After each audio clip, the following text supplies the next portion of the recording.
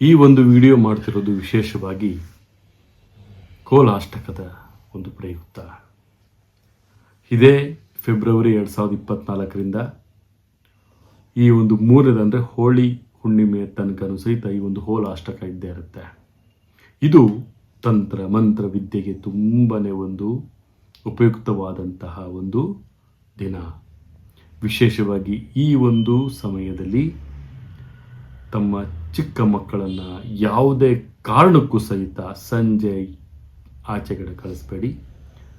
ಗರ್ಭಿಣಿ ಸ್ತ್ರೀಯರು ತುಂಬಾ ಜಾಗೃತಿಯಾಗಿರುವಂತಹ ಈ ಒಂದು ದಿನ, ಈ 8 ದಿನ ತುಂಬಾ ಜಾಗೃತಿಯಾಗಿರು. ಯಾಕೆ ಅಂದರೆ ಈ ಒಂದು 8 ದಿನ ಪ್ರಹ್ಲಾದನಿಗೆ ಹಿರಣ್ಯಕಶಿಪು ಕೊಟ್ಟಂತಹ ಕಷ್ಟ,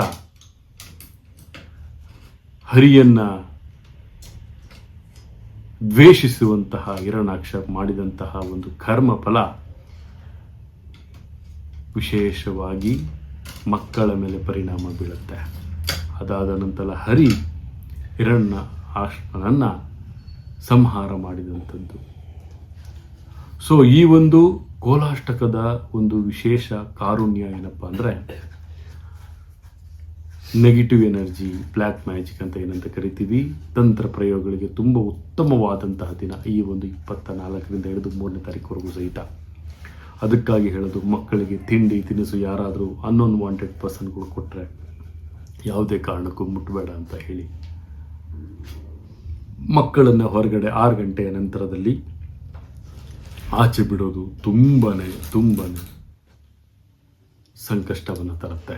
ಸರಳ ಪರಿಹಾರ ಏನಪ್ಪ ಅಂದರೆ, ತಾವು ಮನೆಯಲ್ಲಿ ಹಸುವಿನ ಭರಣಿಯ ಜೊತೆಗೆ ಧೂಪದ ಒಂದು ಅನುಷ್ಠಾನವನ್ನು ಮಾಡುವಂಥದ್ದು, ಲಿಂಬೆ ಹಣ್ಣಿನಿಂದ ಮನೆಯ ದೃಷ್ಟಿಯನ್ನು ತೆಗೆಯುವಂಥದ್ದು.